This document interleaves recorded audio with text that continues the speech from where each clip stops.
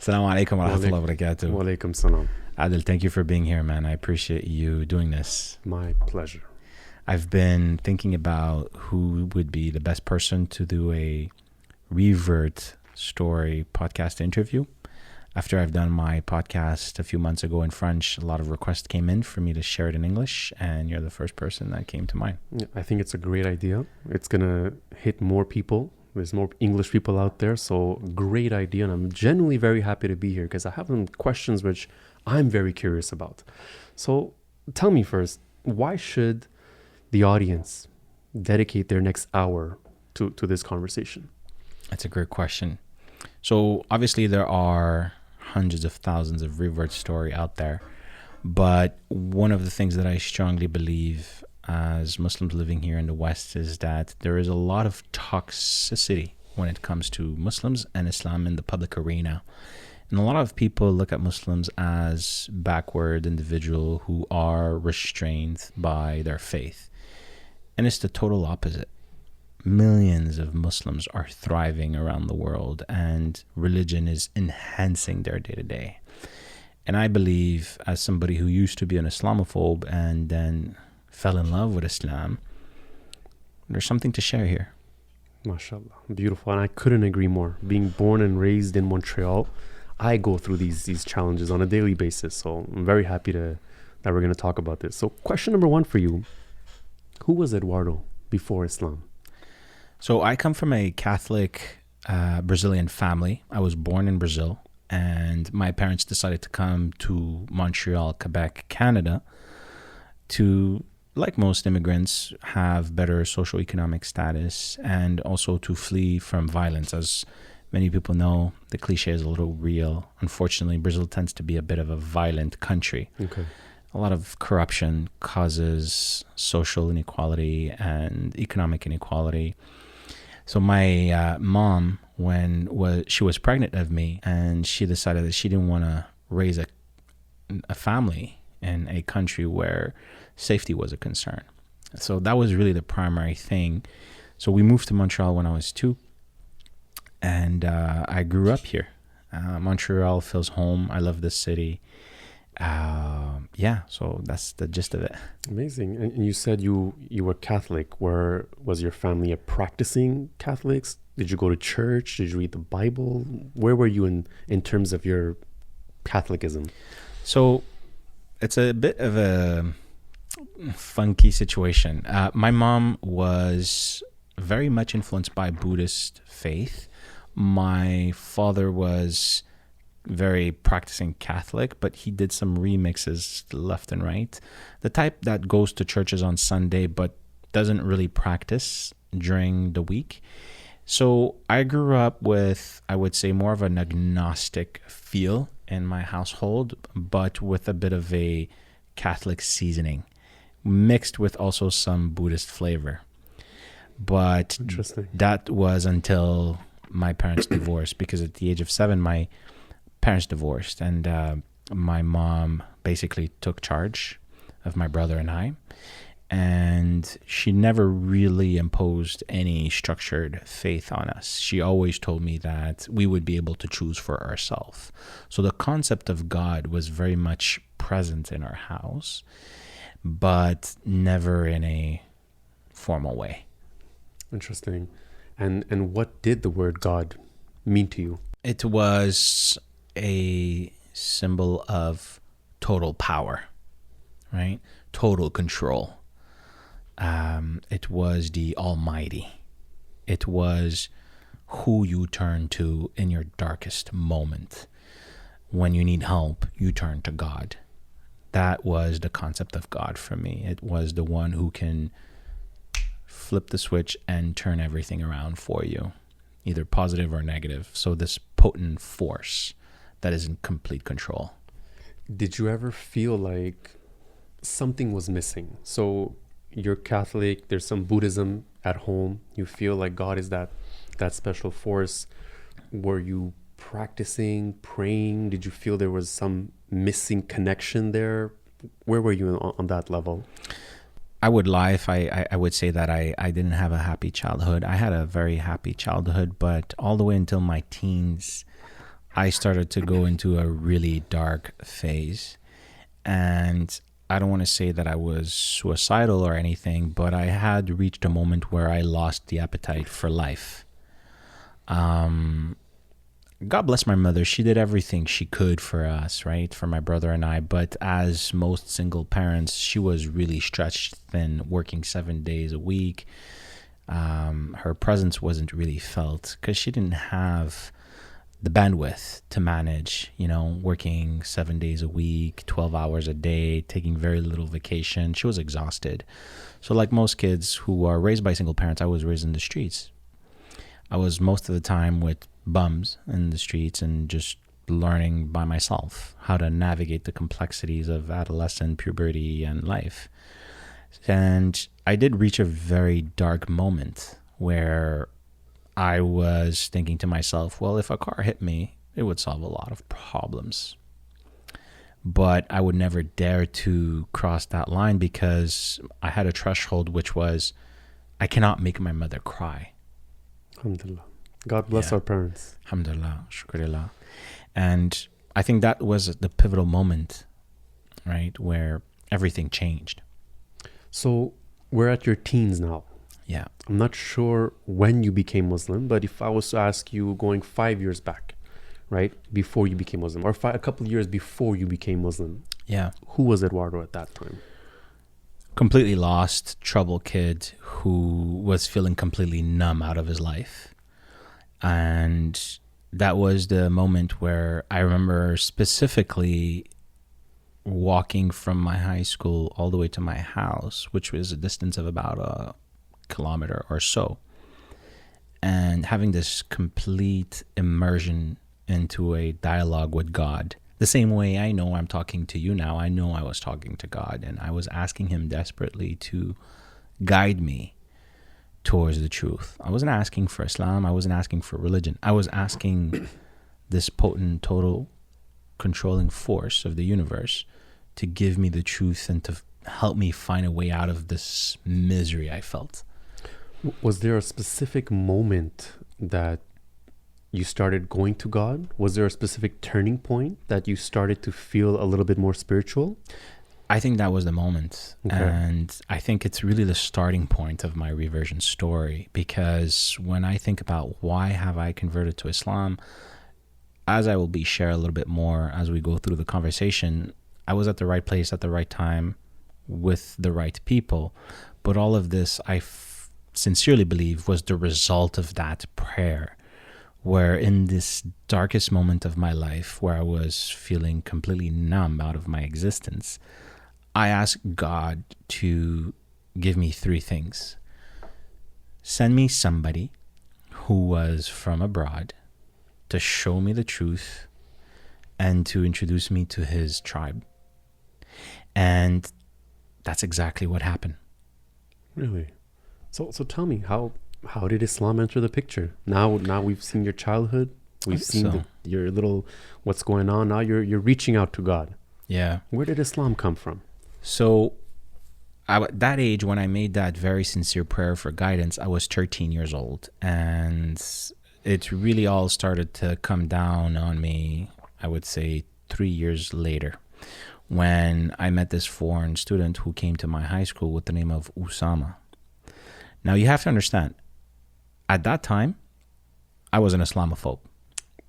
I would love to know a little bit more. So yeah, what's going on here? So when I was 13, that's when 9/11 happened. So my first impression about Muslims was these people are terrorists, right? They're barbarians who deserve to be incarcerated, if not worse. Before that, my impression with Muslims was more, these are exotic people, a little bit like, the exotic food you see in some of the alleys at the grocery store. It's there, you're not going to go through it, but it's not bothering you. So you just pass right through it, right? But after 9/11, though, everything changed. Muslims were terrorists. The white guy with the eloquent presentation and the tie was saying so on TV in a very official way. So it was a no-brainer. Like most people, I took the intellectual shortcut and ended up believing what I've heard. Yeah. And I didn't like Muslims. So I was really a front runner in my high school in bullying Muslims. I never lost an opportunity to make them feel unwelcomed and to make them feel as if they didn't belong. But lo and behold, when I met this brother called Usama, he couldn't be bullied because he had a lot of charisma and he had a lot of courage. He was gutsy. He's the type of guy, you wake up in the morning, you ask yourself, what is Usama going to do today? Like, legit. He was really entertained to be around. But I never liked him. I was intrigued by him and respected him. But everything changed at that moment where after a soccer game, after an hour of intense playing, I'm Brazilian, so I play intense. Of course. He was right in front of me getting ready to have a sip of water. And at the last second, he withholds himself from drinking. And he's having like this sort of, do I go, do I don't go moment where he's like talking to himself. And I'm like, dude, just get the hell out of the way. You're just blocking the line. I want to drink. I'm thirsty. And he's like, yeah, I just remembered I'm fasting. Us Muslims, we're real men and we have self-control. So I'm just going to, apologize here. But yeah. And I'm like looking at him and I can tell he's daring me. I can tell he's trying to cater to my ego. Wow. Which completely worked. And I took the bait and I'm like, are you saying I'm not a man and I can't do this if I wanted to? Right? And he's like, yeah, exactly. Wow. What a character. He really was. Until this day, he still is. I'm still in touch with him. I was at his house a week ago. Hasn't changed. And because of that bait that I took, I intentionally decided to spend all my lunchtime, break time with him. Okay. And that first day where I started fasting, after that sip of water, I said, that's it. I'm not drinking anymore. I fasted with him and I went back home. I was so hungry. I ate the bones of my chicken. Right. And something really powerful happened at that moment. I started to tear because I had this visceral gratitude in my heart for being able to eat, which was something I've always had taken for granted in my entire life. And then I went into this really bizarre emotional roller coaster where I was starting to questioning what else was I taking fundamentally for granted in my life. And as I took my shirt to wipe my tears away from my face, I looked at my shirt and I saw I had like a uniform because I used to go to private school.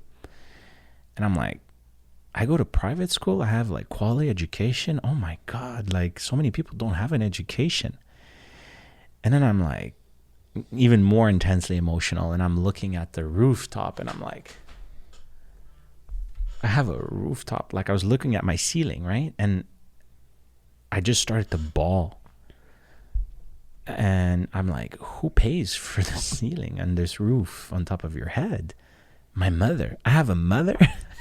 Well, that's what Ramadan is all about, right? And remember, I started off with a toxic intention of proving this dude called Usama that I was a man. And then I was experiencing this deep, visceral, transformative gratitude in my heart. Wow. That pushed me to go even a step further. I went to my mom's room because we were a little bit of a dysfunctional family. My mom was always in her room. I was in my room. My brother was in her room. And I started crying and bawling, and I go straight to her and hug her, and I apologize because I hadn't spoken to her for almost 3 years. Really? And you know what my mom told me? She was like, are you drunk? Wow.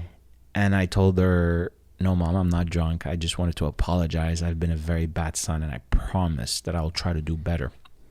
And as I went back into my room, I started to really feel that there was something into this faith that had a transformative power that I should further investigate. Wow. Allah has very interesting ways of bringing Islam to people. So that's amazing. So you're Islamophobic. You meet this Usama dude. It kind of pumps you up. You challenge him. You go home. You're having this whole spiritual vibe at home. Then what? How did you feel? Did you just start reading the Quran? Did you start listening to the adhan? Yeah, that's a great continue question. From there. So I never really had minorities as friends except Haitians, because Haitians back then were the cool kids. You know, they were like linked to rap and hip hop. They were like the bad boys, right? So they had like this really cool feel to them. But I never had like Moroccan, Algerian, Bengali, Pakistani friends at all. So Usama was really the first person that I was starting to hang out with that was Arab. And a lot of people didn't like that around me. People were like, why are you hanging with that guy? He's so obnoxious. You know, you should just like hang out with us. And I slowly but surely started to hang out with him. And I remember once he told me that his sister was actually a bit sad because she was far from family and no one was there to celebrate her birthday except him. And I told him, hey, buddy, no worries. We'll just invite her to my restaurant. Can't be that bad, right? I'm sure like she's not super like in your face Muslim. Like Usama wasn't always preachy and in your face. So he said, great idea. And fast forward, she comes over to my dad's Brazilian and Mexican restaurant with a full headscarf with her husband, Simo Mohammed. And he's also like an in-your-face Muslim. And the entire time I interact with them, all they do is preach. They're talking about Islam with so much passion and faith and sincerity. And all the beautiful things they were telling me had an appeal to it, but my heart was completely blocked. Because remember, I hated Muslims. I got arrested for beating up Muslims in high school, by the way. Yes. Wow. I was basically behind bars for a few hours because I was arrested for beating a Muslim up. Interesting. And these people are now with me. They have no idea of who I am, right? I'm just trying to pay my social taxes because I kind of like Usama, you know? He's like this very charismatic, funny kid. But they're just there and kind of annoy me. And in my mind, okay, it was the last time that I would see them. But they would keep sharing all these stories about the Prophet ﷺ where I was really amazed. But in my mind, my heart couldn't accept it. So my mind wouldn't accept it, right? Because the entry oftentimes to the intellect is the heart. If your heart hates something, it's very difficult for it to get to your mind. So the more they would share these beautiful stories, the more my fences would go up.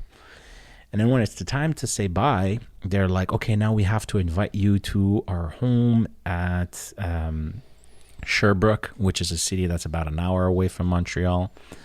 And then we'll invite you to our walima, which is our, celebration of our marriage in Morocco in a few months. And I'm like looking at Usama and I'm starting to like the guy. So I just accept it reluctantly. Fast forward to me going to Sherbrooke, which was the first time I ever left Montreal to sleep at someone else's house.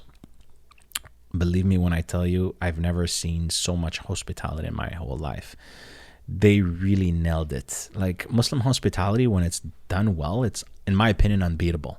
Agreed. They had like pastilla, couscous. They had like all the best sweets, juice. My cup would like just barely be half full. They start pouring again. The food game is definitely on point. I remember going to a Moroccan friend's house and I couldn't believe it. Yeah, so, I get it. It's something to experience, honestly. And they even had rented like one of my favorite comedy movie, and I don't know if they'd done that intentionally, but they had rented one of my favorite comedy movies, which was Meet the Parents. Interesting.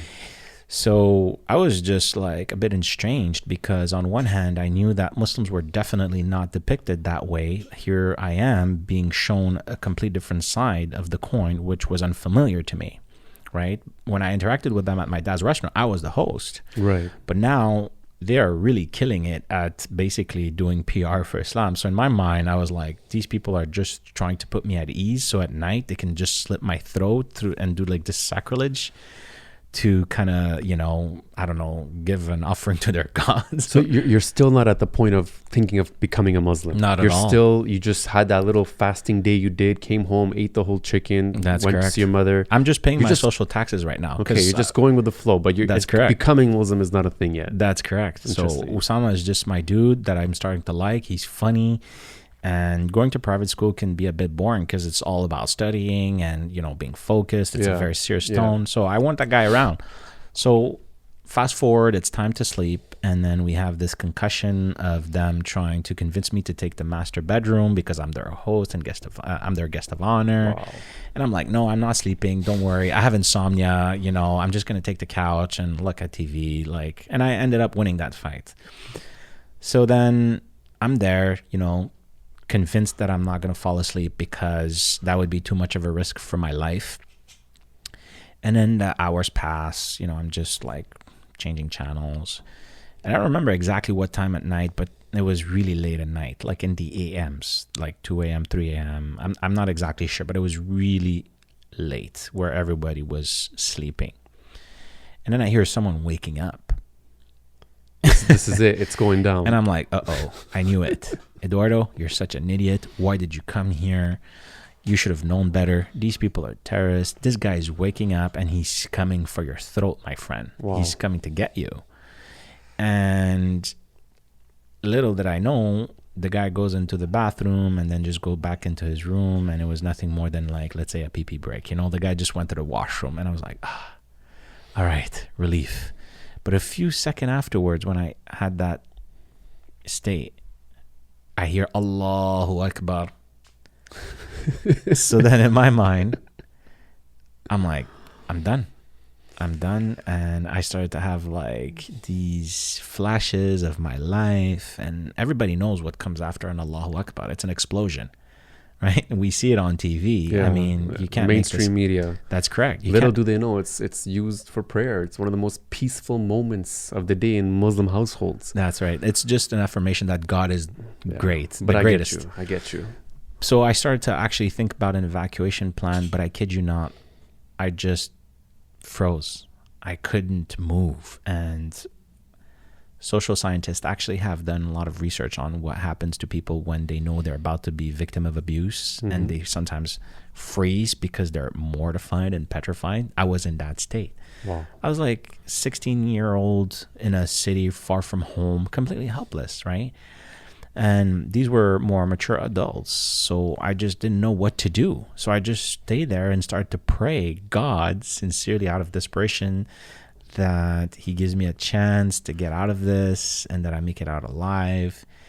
But then things just escalated even further emotionally. I after the prayer, the brother who was Simo Muhammad, Usama's brother-in-law, came towards me, and I can hear the floor cracking. I still have this vivid image in my mind of the sound of the floor cracking. And I can see his silhouette coming through the corridor because I was pretending to be dead with my eyes half open. Yeah. And I could see him coming through with his hand basically approaching. And then what he did was the pivotal moment where everything changed.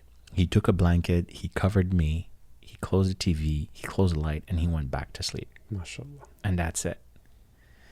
And at that moment, right there, right then, I knew it in my heart that it was impossible for these people to be bad.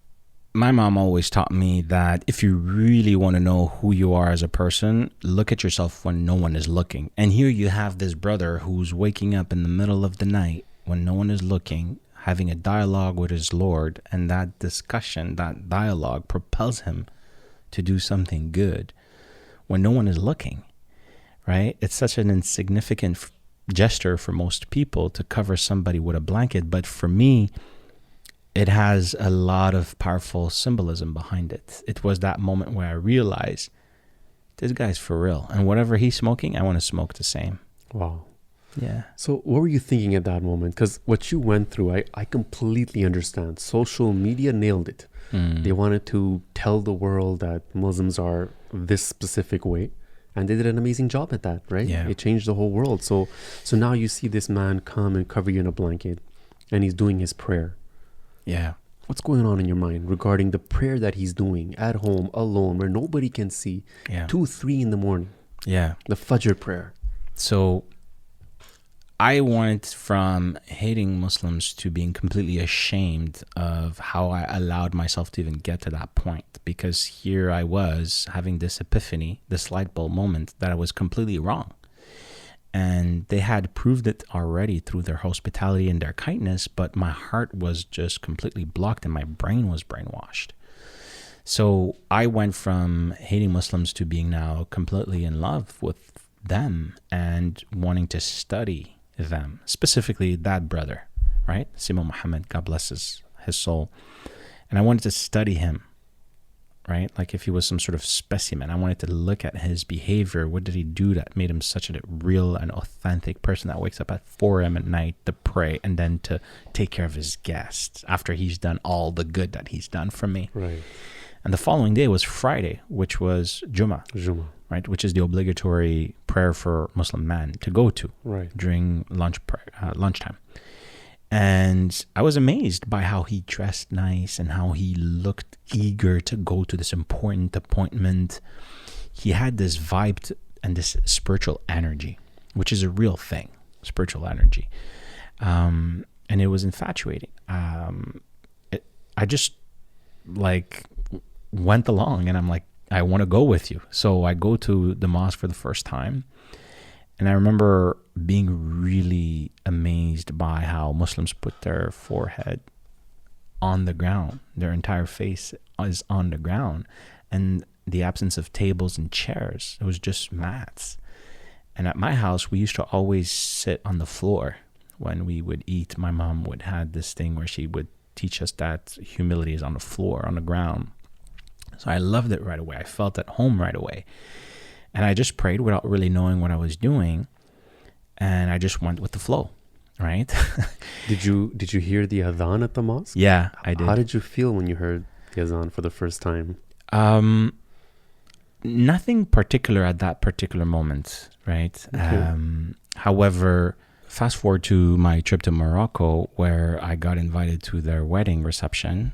I remember hearing the adhan there for the first time recited with the proper recitation.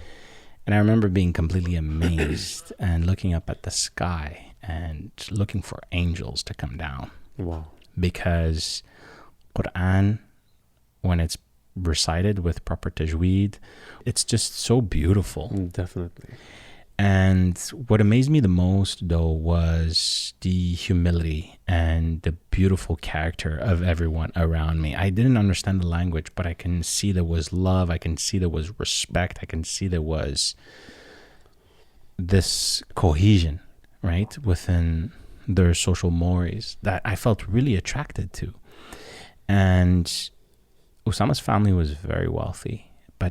They were not ostentatious. There was no showing off. There was no look at us. And that was made very evident when I even remember getting into his neighborhood and all the houses, which were huge villas, we don't even call them homes, they're villas, were hidden behind big walls. No one wanted to show their homes. Everybody wanted to keep their wealth and accomplishment private to themselves.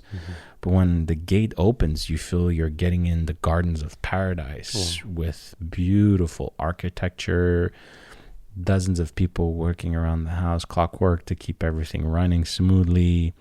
And I was just witnessing this, and this had a profound impact on me. The wealth and the success of the world while maintaining that beautiful humility that was very counterintuitive for me in the West, where I was always told, show your wealth, show your success, show your muscle, show more than you actually have. That's correct. So here I was being completely baffled about this experience. And Usama's brother, I remember, subhanAllah, his name is Hisham, had this love for the Quran that was very palpable. And he would always teach me, and he was always trying to educate me about the meaning of the Quran and what it was. And it was very profound.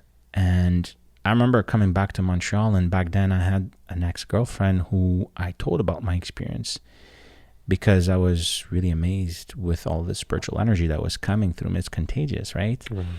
And she started to cry. But when I say cry, she was bawling. And we were at the kitchen table, and I asked her, what's wrong? Why are you crying? And she told me right away, straight up, like, I don't want to convert to Islam. And I said, who's talking about converting to Islam? Like, I didn't understand her reaction. But then in retrospect, I understood. Oh, the adhan is up. So we're going to just pause to go pray, inshallah, and then we'll come back. Inshallah. Yeah, it's recording. Just making sure that it's recording. Good. All right. So what were you saying about the recording? Yeah.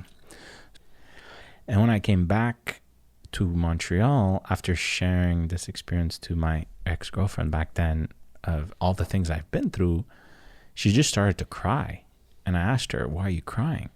And she told me, I don't want to convert to Islam. And you're not Muslim yet. Exactly. You're just talking about Islam. I was just talking about my experience in this Muslim country that amazed me to my core. And I didn't understand her reaction. So I asked her, like, why are you saying this? And she was like, what you're sharing is actually really beautiful. And I feel like Islam is attractive, but I don't want to convert to Islam. I would never convert to Islam. It's like she wants to, but doesn't want to. And that experience right there really had a profound impact on me, because I had went again further into my journey of realizing how Islam got hijacked by the media. Okay. To the point where you have this, Italian girl who's listening to a story that she finds amazing, finds attractive, but still thinks that she would never convert to Islam. Well, it wasn't even my intention. So anyways, I end up, becoming more curious about Islam, practicing more. Now I'm fasting every year during Ramadan. I'm fasting, and I'm starting to really become good friends with Usama. I think at that point he was already my best friend. Wow. And people are just like looking in anticipation, when is Eduardo ever going to convert to Islam? But in my heart, I still had a lot of uncomfortable feelings towards the idea of reverting to Islam, because I didn't really feel that spiritual energy around me like I had felt it from Sima Muhammad. I was looking for people who had that same profound impact on me around the Muslim community, and I couldn't find people who I would gel. And most of the time, Muslim back then had a very apologetic tone about their deen. And you have to understand, this was right after 9/11, right? And it was tough for Muslims back then. Yeah. Right? Like, people were getting basically sent to Guantanamo left and right on bogus charges, and some of them are proven innocent till this day, and they had like many years of their life taken away from them. So Muslims were really toning down their Islam and being very like watered down.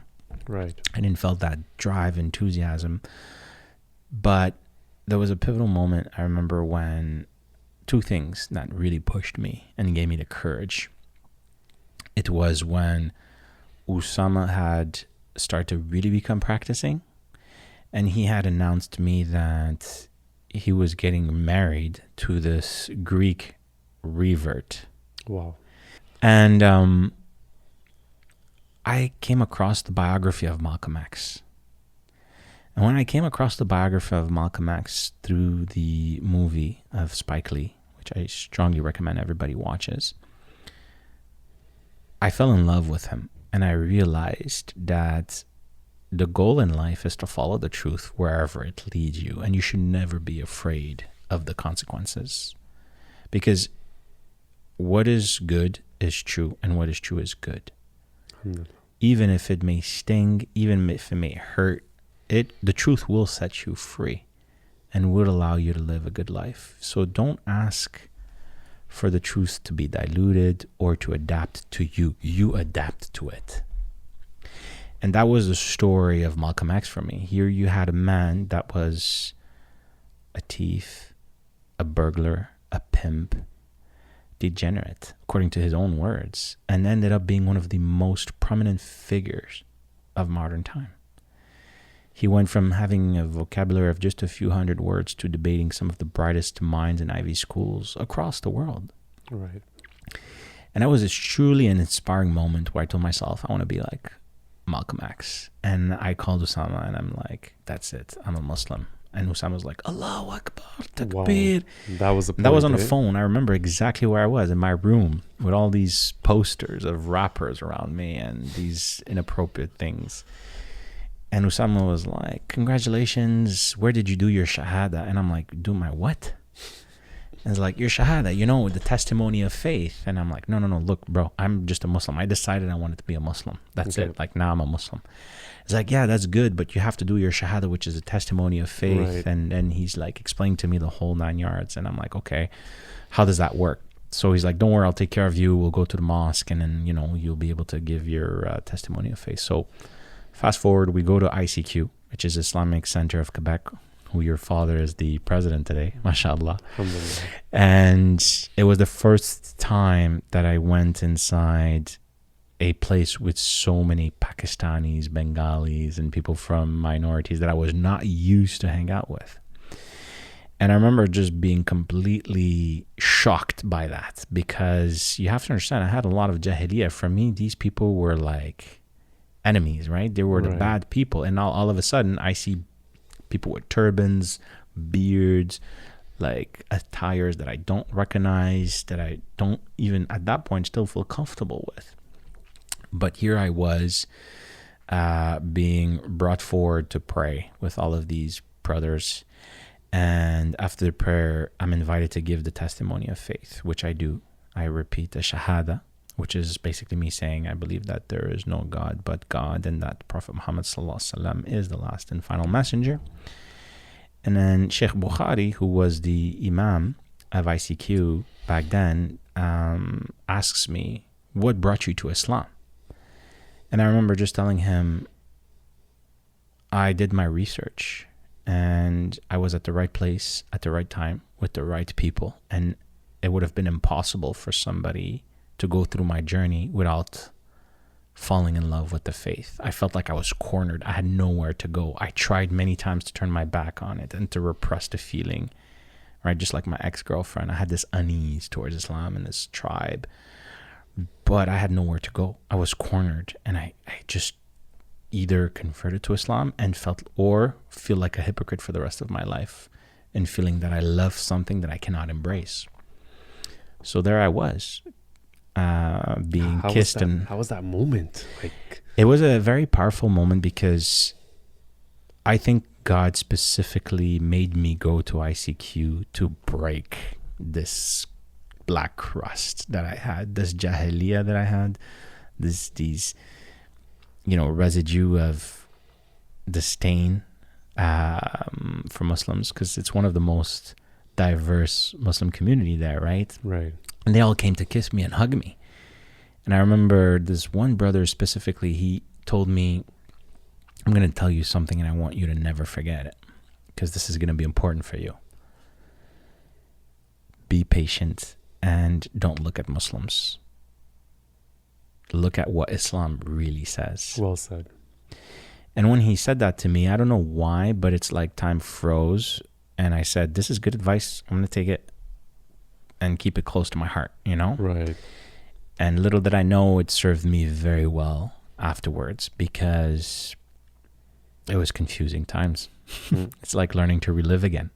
Can you imagine? Right? I wish I was there to see it, but I'm just picturing it happen. And I've seen a lot of people convert to Islam at ICQ. So I know how it is. The warm welcome, the love. It's nothing but peace, right? Yeah. And the Shahada, it's one sentence you have to say and you're a Muslim. So that's beautiful. How did your family take it? How did your friends take it? Yeah. What was the backslash that you started hearing? So funny story. I never understood why people always ask me this question as a revert. How did your parents react? Because, again, remember, I didn't have a lot of parental involvement in my life. Right. I only started to understand this question after I became a dad myself, right? Because I'm involved in my kid's life, and this changed, alhamdulillah. But back then, I was like, who cares? But my parents' reaction was one of indifference. Okay. So my mom, I knew she was indifferent to it, but deep down she was a bit concerned, because she knew that Islam didn't have the best PR ratings out there. My father decided to kind of brush it off a little bit more like a phase. He was like, oh yeah, today Islam, tomorrow Judaism, and then you become a Sikh. You know, it's normal. You're a teenager, let him experience. But ultimately, what mattered the most to me is that they never really opposed it. You get it? So like the idea of being asked this question for me was strange because they didn't really care, and it wasn't really in my way of looking at it. They didn't cut ties with you. No, not at all. Thank God. And I would have never even conceived as this being a possibility, to be very honest with you, that parents could do that. Right. Little did I know, it does happen. It does happen. It does That's happen. correct. But for me, it was not even conceivable that this could happen, that you would basically disavow your own child because he chose a different way of life than you. I mean, how pathetic that is, right? This is possessive love. It's not a real, sincere love that liberates and let people be. So anyways, but yeah, none of them opposed it. And to me, that's really what mattered the most. But the funny story is that I still had a girlfriend. So I went and told her, you know, I became a Muslim now. And she's like, I told you I was not going to convert. You know, if you want to break up with me, you can just tell me. You don't have to convert to Islam for the breakup announcement to happen. And I was like, no, like I'm seriously a Muslim and I want to give this a good try. And I'm going to do my best to be the best Muslim I could be. And we had already booked a trip to Cancun, Dominican Republic together. Wow. So that was the first week, right, of me being a Muslim. I'm on a plane with my ex-girlfriend going to Dominican Republic. On this beach, just before getting into the airplane, I had printed this paper on how to pray. And I'm on the beach with my ex-girlfriend half naked in front of me, myself topless with shorts, big earrings, and a hat, and these paper, trying to learn how to pray on the beach. Pretty right? cool. Pretty cool. that was me, and I was struggling, but I was doing the best I could with the little amount of resources and knowledge that I had.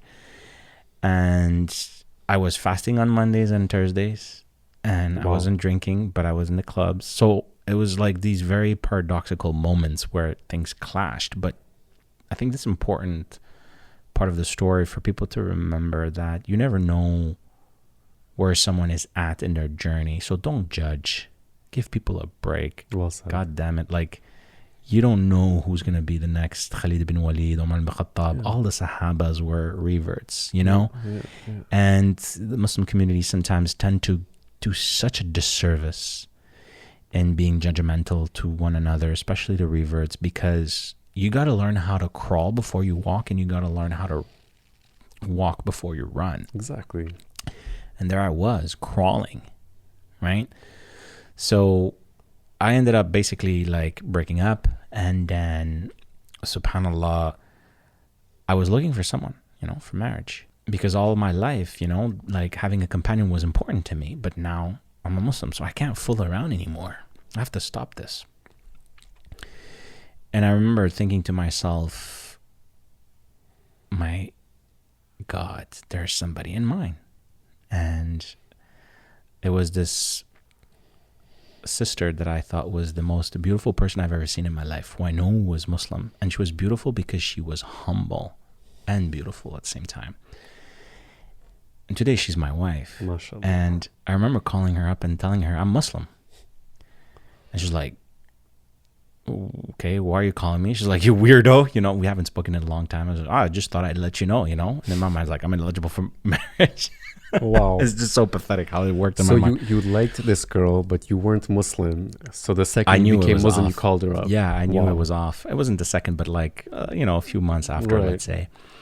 And then I'm just starting to re-engage in conversation with her and trying to, you know, explain to her the beauty of Islam and how Islam was amazing. And she herself wasn't that much practicing, but, you know, she was brought up in a very religious household thanks to her father. But her experience with faith was complex, to say the least. But then the spark just went off, and we ended up getting married. And I think the reason why I feel compelled to share this part of the story is because there it was, my dua being answered. MashaAllah. From the beginning, I told you, I asked God to send me somebody to show me the truth and to bring me into their tribe. And one of the most beautiful, profound things about this is that in the Quran, there is a part where Allah says that He will guide whoever asks Him for guidance with one condition, that he does so with sincerity, that he asks for guidance with sincerity. And if there's one prayer in my life that I know for certain that I did with full certainty, it was that prayer. Subhanallah. And Allah continues, it's not over. He says, I will guide this person the way that he or she asked to be guided. And that's exactly what happened to me. I met Usama. He introduced me to Islam and his tribe. And now, to prove the point even further, I married somebody who was even of the same origin as Usama. Wow. Meant to be. I mean, you can't make these things up. I completely agree. And alhamdulillah, I forgot what life looked like before Islam, to be very honest with you. I don't know how I've done it. And I feel that I am in my own element. So what does home mean to you now? As a Muslim, married man? Home to me means a life where I'm aligned with Islam. Alhamdulillah. Home to me means that wherever I go in the world, whether I'm with my family, friends, I will never feel whole if I do not have this feeling that I'm doing my best to follow this way of life to my utmost capacity. And it's not to say that it's always perfect and easy, but you know, the same way when you're at the airport and you see somebody who you haven't seen for a long time or who is from your hometown, even if you don't necessarily talk to them, you're like, oh, cool, familiar face. Hey, how are you? Salaam alaikum. What's up? It feels good. Right. That's what homes to me feels like when I follow the deen.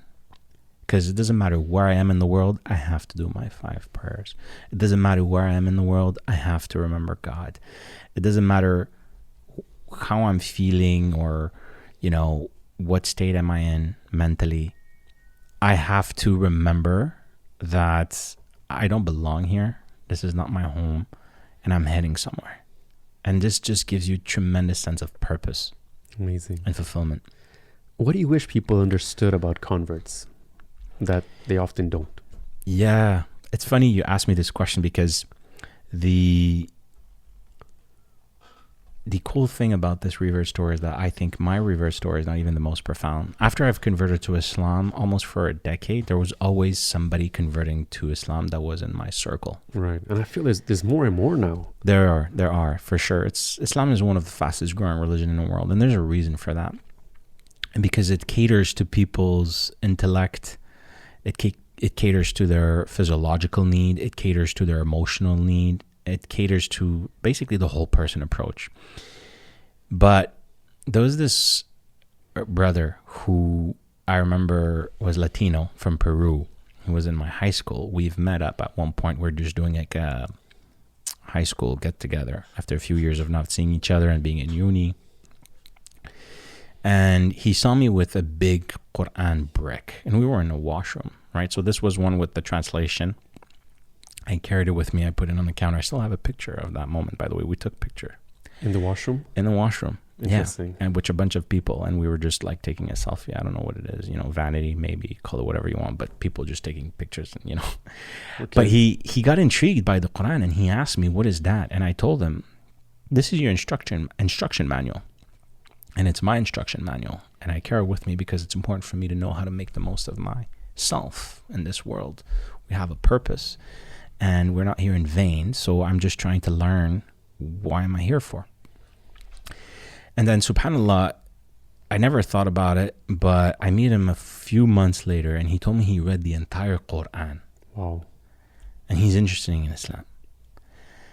And then he's like, you know, I want to hang out with you. And I told him, okay, perfect moment. There's this conference, you know, that's happening by Al-Maghrib in Montreal. There's going to be some famous shuyukh and speaker. You can learn from them. Shuyukh means like people who are religious authorities, have knowledge. And at that moment, he tells me, you know, Eduardo, it's so beautiful, this religion, and I feel so attracted to it, but I feel like something is blocking me. So I tell him, don't worry, I got you. So I raise my hand, and I'm going to do you a favor, and I'm going to announce that you want to give your Shahada. I kind of pressured him. He was feeling nervous, and he was like, "Oh, I don't know if I'm ready, but yeah, like," and I can tell he was a bit like nervous about it. But then he ended up going for it, and he said that this was the most Mashallah. beautiful moment of his life. MashaAllah. And then fast forward to a few months later, at his birthday, he had a gathering at his basement. He was basically a fresh new Muslim. And, you know, it's not like a switch, right, where people change automatically. People still need time to change their environment, and myself included. Like, I was a Muslim, like, it wasn't even a year at that point, right? So it took a lot of time for things to change. So I was in this environment that was completely haram, with a lot of bad things going on around me, right? People making out, people smoking, drinking, and he's there with his friends inviting me for his birthday. And he had this friend who was also celebrating his birthday. And he calls him up and he says, "You're my best friend, and as a good friend, I want what's best for you. So today I'm going to give you the best gift that someone can give a friend." And he recited the Fatiha in front of everybody. And I'm just looking at it and I'm like, this is so... What's going on here? I'm aware that there's like a clash, you know, that something is off, you know? And I'm like, he's going to give him the Quran. Oh my God. I told to myself, what a waste of a Quran, because the guy who he was giving it to, in my mind, would have just used it to roll joints. Right. You know, or he would have thrown it away or spilled alcohol on it. He was a guy who was always drunk. I've never seen that guy sober, because we all went to high school together, right? Right. And then I never thought about it that much, moved on, went on with my life in this journey of trying to be a better Muslim, start to pray regularly at the mosque. And one day I'm praying at this mosque close to my my wife's parents' house after visiting them, and somebody taps me in the back. And I look, and then I jump, and I'm like, whoa. And I see the same guy who was giving the Quran by my Peruvian friend, Wow. who I thought was going to use these pages to roll joints. MashaAllah. And my first instinct was to apologize right there and tell him, "I'm so sorry, bro. I've judged you. And I thought you were never going to actually do justice to this book. And here I am being proven wrong." So even after converting to Islam, and I think this is an important message in this story, is that yes, there are these transitional moments, important moments, rites of passage that are important, very symbolic, like giving the Shahada. But it doesn't mean that people don't also go through a journey also after becoming a Muslim. And this is really important, because after becoming a Muslim, after having given my Shahada, everybody was elated, happy, celebrated, you know, me joining this new deen and way of life in this tribe. But very few people were there to actually teach me Islam with wisdom, patience, and grace. Only one person did that for me, or two, right? And the one who primarily did that, my son has his name today, MashaAllah. right? Because I have a huge debt of gratitude for this person, because I genuinely thought to myself, I don't know if I will be able to do this, if I had it in me to be strong enough to be a Muslim. I never had doubt, don't get me wrong, about Islam. I was always convinced that it was the truth. But it's like learning to relive again. And this is an important message now, I think, specifically to the Muslim community. Create framework and systems to take them under your wing and give them a lot of love and patience, and understand that people don't change overnight. You need to follow up. It's one thing to say I had, you know, this amount of shahadas and converts in my mosques, but then where do these people go? Who takes care of them? That's a great point. What's the point of having all these numbers if you don't even know if these numbers are going to stick around? Mm-hmm. And it's so sad to know that some people come to Islam and then leave, because no one is there to teach them and to take them under their wing, right? That's a great message. I have a last question for you. If you were to take a minute and talk to someone that is in your shoes before you became Muslim, that's looking into Islam, what would you say to them? think that the greatest failure in life is to be successful but unfulfilled. And I think many people live such lives. They have wordly accomplished, but inside they feel empty because they don't have meaning and they don't have purpose. And I remember myself being attracted to Islam, loving Islam, but not allowing myself to dive in. And you feel tormented and you feel extremely empty inside when you deny yourself the right to live in alignment with your own conviction. You are basically a fraud who lacks courage of your own convictions. And when you look at it from that way, I think it becomes inevitable that you tell yourself, just jump. Because the goal in life is to follow the truth wherever it leads you. It's not to want to change the truth so that it matches your preferences. And I think that's why there's a lot of problems in the world. People just allow themselves to distort reality so that it matches their needs or biases. And that's what causes corruption on the earth. Well said. Well, Eduardo, that was a wonderful conversation. I'm happy that I finally got to know exactly what happened, that made you become Muslim. I want to thank you for all the charity work that you do. I know you don't like talking about it, but it inspires me, seeing all the extra work that you're doing behind closed doors. So alhamdulillah, keep up the great work. And it was a great conversation. Keep it up. Thank you, my brother. It was a pleasure. My Thank pleasure. you for being here. Thank you. Assalamu alaikum. Alaikum salam.